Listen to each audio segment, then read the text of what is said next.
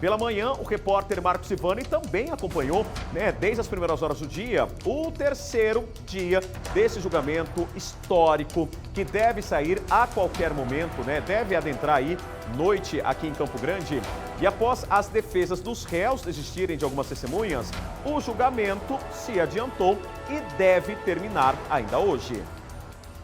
9 horas da manhã, esse era o horário previsto para começar o terceiro dia de julgamento dos acusados pela morte de Matheus Coutinho Xavier, dentro do caso Omertá.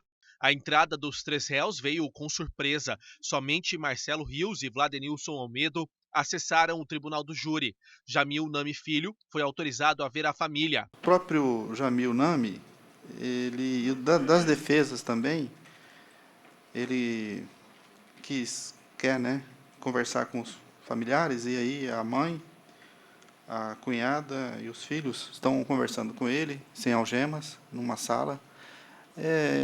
Acho que a gente também tem que ter esse lado, não é o fato de estar preso, ter cometido um crime, ter sido acusado, que vamos adotar rigor. Após desistências de testemunhas por partes das defesas de 2 dos réus, nesta terça-feira, o terceiro dia de júri ficou reservado aos debates entre acusação e defesa, com previsão de término para esta quarta. Processo bastante complexo, de forma que só de debates são 9 horas, incluindo o horário da acusação e da defesa. Então, ainda considerando que tem horários de descanso dos jurados e de todos os operadores do direito e também para o almoço, acredito que esse julgamento deve demorar entre as 20 e 21 horas, no caso da noite. Somente os promotores falaram durante o tempo de 2 horas e meia destinado ao Ministério Público. O primeiro foi o promotor Moisés Casarotto, que abriu com uma das frases mais conhecidas da Operação Omertá. Sai a maior matança da história do Mato Grosso do Sul, de picolezeiro a governador.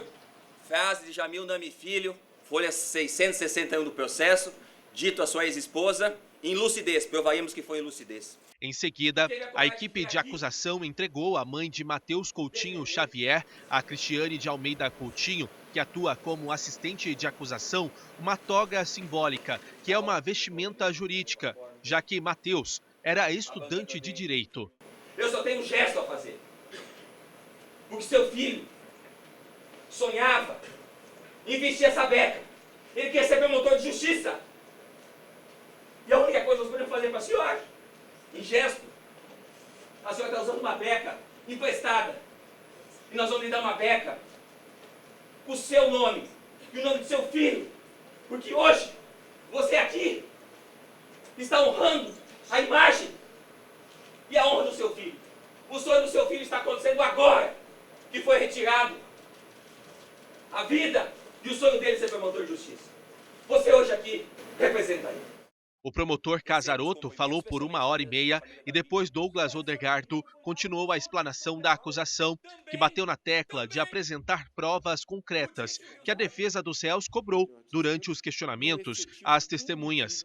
Inclusive, o Ministério Público, ao final, apresentou vídeos de Marcelo Rios agredindo pessoas. Agora, as defesas seguem com os debates. Bom, daqui a pouco então a gente volta ao vivo, tá? Direto aí do Tribunal do Júri, direto ali do Jardim dos Estados, com o repórter Vinícius Souza, acompanhando o desdobramento desse caso, brutal, um dos casos de fuzilamento registrados em Mato Grosso do Sul no ano de 2019. E eu volto a falar, o que mais chama a atenção é que quando houve no primeiro dia, eu lembro muito bem, as testemunhas falando que quando, se prende Jamil Nami Filho, Jamil Nami Pai, Vladenilson e o Marcelo Rios, os fuzilamentos acabaram aqui no nosso estado, aqui na nossa cidade. Que até então eu lembro também de uma fala minha no Cidade Alerta, que é o seguinte: olha, eu nunca imaginei que Campo Grande teria algo do tipo, de tamanha barbárie em tão pouco tempo.